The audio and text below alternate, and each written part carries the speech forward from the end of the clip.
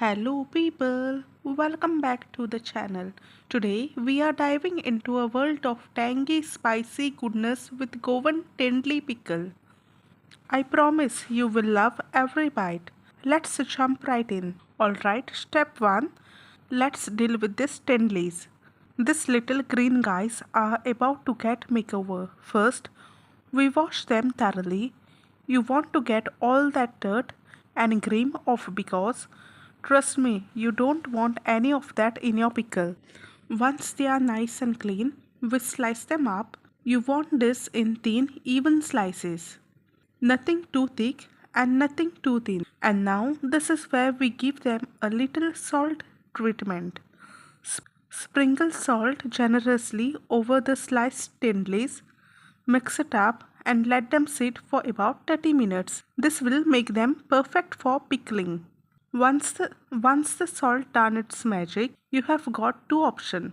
You can either dry this in the sun for few hours or if you are in rush, fry them lightly. I'm going for the frying option today. Get your oil nice and hot and fry the tendrils until they are crispy and golden. The crispiness is going to give a pickle that perfect texture, so don't skip this step. And trust me, it's worth the wait. Look at this crisp up. You can already tell this is going to be a killer pickle. Now let's work on the magic that will turn this crispy tendrils into a pickle worth talking about. First pour some oil, throw some mustard seeds, let them pop up like a little fireworks. Now toss in some curry leaves, ginger and garlic. The aroma here is already making me hungry. Can you smell that? It's like a party in a pan. Now it's time to spice things up. Add some turmeric for a golden color and a red chili powder for that perfect punch of heat. Okay, we are almost there. Now it's time to bring in the tank with vinegar. Pour in some vinegar. That's what that's what going to give our pickle its zing. And now a little sugar to balance out the heat because every good pickle needs a perfect sweet and sour vibe.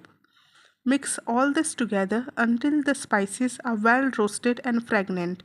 You want to make sure all those flavors are blending together nicely. Also, we need a little more salt to bring everything together. Give it a final stir and we are ready for the last step. Now we take those crispy fried tendrils and add them to the pan with all this spice goodness. Give it a good mix. Coat each tendrils with that amazing spicy sauce.